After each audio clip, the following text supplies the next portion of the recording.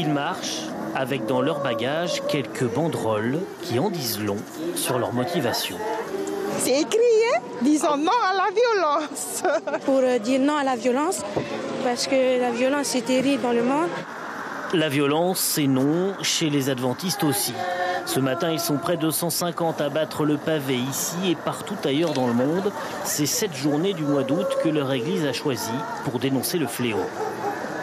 Il y a beaucoup de problèmes de violence quand on voit les jeunes, les après-midi de mercredi ou de vendredi, se rassembler dans la ville et puis se bagarrer.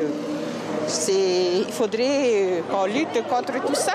Une fois, on est venu sur la route, on était en train d'aller vers Papeete, on a vu une dispute conjugale, pas loin d'ici.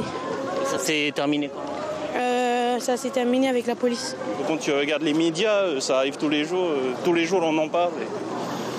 Et je pense que c'est bien de manifester contre.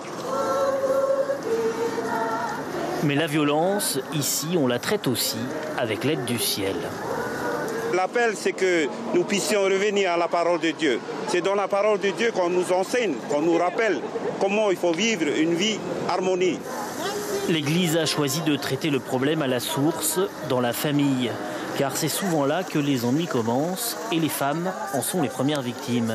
Les adventistes ont mis en place des structures pour éradiquer le mal dès la racine. Il y a déjà le pasteur qui va visiter donc des membres dans leur foyer, tout ça, par des conseils, par des encouragements venant de la Bible, la parole de Dieu. Mais nous avons aussi des structures, donc ça s'appelle des ministères de la famille, de la jeunesse, des femmes, des enfants. Et nous avons des personnes ressources justement pour ça, donc qui viennent pour aider ces familles-là, justement au niveau de l'éducation, pour les aider à ne plus qu'ils puissent continuer à vivre comme ça. L'Église adventiste mondiale a lancé ce mouvement en 2001. D'après ses propres chiffres, un tiers des femmes subiraient des violences à travers le monde.